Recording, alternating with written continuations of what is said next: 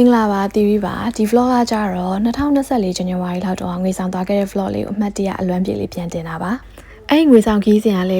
တကယ်ကိုတရက်တမနက်ထဲနေကိုဖြစ်သွားတာဟိုလူတွေအများကြီးအဲ့လိုမျိုးနေလိုက်မှလာငါလိုက်မှလိုက်စုနေစရာမလိုပဲနဲ့ကိုလေဒီအမရဲ့ဒီတူလေးရဲ့တီဗီရဲ့မနက်စာစားရင်းနဲ့ဒီကအကန်းချီသွားကြမလားငွေဆောင်သွားမယ်လေးဆိုပြီးပြောရင်းရနေပြီးတော့သူတို့ကလည်း okay သွားမယ်လေးဆိုတော့အဲ့စားနေတန်လန်းတွေကိုပဲ booking လုပ်လိုက်တာပေါ့နော်ဟိုတယ်ရောကားလမ်းမဲ့ဖြစ်ချင်တော့ဟိုတယ်ကလည်းအဲ့ဒီအချိန်မှာတီးတို့သွားတာလွတ်လပ်ရေးနေမတိုင်ခင်သွားတာဆိုတော့ဟိုတယ်ကလည်းအဲ့မှာ discount ချနေတဲ့အချိန်နဲ့သွားကြိုးတာဒီကောင်လေးလည်းတင်မမတက်တဲ့အချိန်ဆိုတော့လိုက်မလားဆိုတော့သွားလိုက်မယ်လေးဆိုတော့ okay ဆိုပြီးတော့တီးတို့အဲ့ဒီညကနေရောက်သွားကြတာနှစ်ညရီ3ရက်တီးတို့သွားခဲ့ကြပါတယ်အခုကကြတော့တီးတူလေးကရေကူးတက်တော့သူရေကူးမယ်ဆိုတာနဲ့တီးတို့ရေကူးကန်ဘက်ကိုလာကြတာပါတီးတို့တော့တပုံရိုင်းမှာပေါ့နော်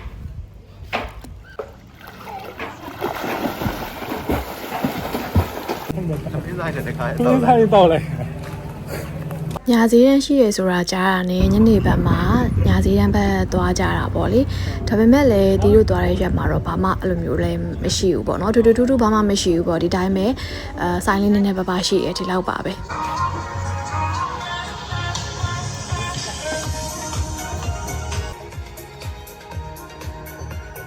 ပြီးတော့အဲ့ဒီညစာကလည်းလေအဲ့ဒီမှာဒီလိုချက်ပိုးကနေပြီးတော့ဗောနော်ဒီငါးကင်ရဲ့ပင်လယ်စာတော့ရလာမသိဘူးမှားလိုက်တာပြီးတော့ကန်းချီရပစုံကင်လေးတွေနဲ့အင်ရပါလာရင်းနဲ့စားတော်တော်လေးစားလို့ကောင်းတယ်မအိတ်ခင်လေးအပြင်ထွက်ထိုင်ပြီးကန်းချီယူကြည့်ပြီးစကားကြီးပြောကြတာအရန်နေလို့ကောင်းပြောဖို့ကောင်းတော့ပဲအဲ့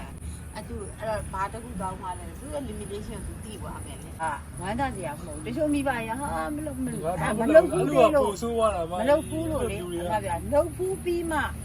ကို limitation ရှိရပိုကောင်းတယ်လောက်တာဘာမှမဖြစ်ဘူးဘာပြောလို့ပဲ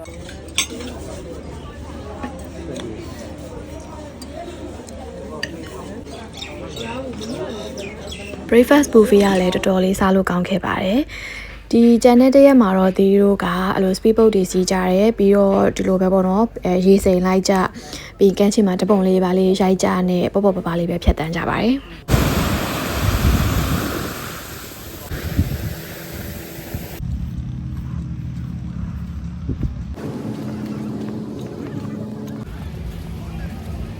ဒီခီးစဉ်ကတော့လေတကယ်ကို relax ဖြစ်ပြီးအေးဆေးဆေးနဲ့အရန်ကိုပြောစရာကောင်းခဲ့ပါတယ်ဒီဗီဒီယိုလေးကိုအဆုံးထိကြည့်ပေးလို့ကျေးဇူးအများကြီးတင်ပါတယ်တတား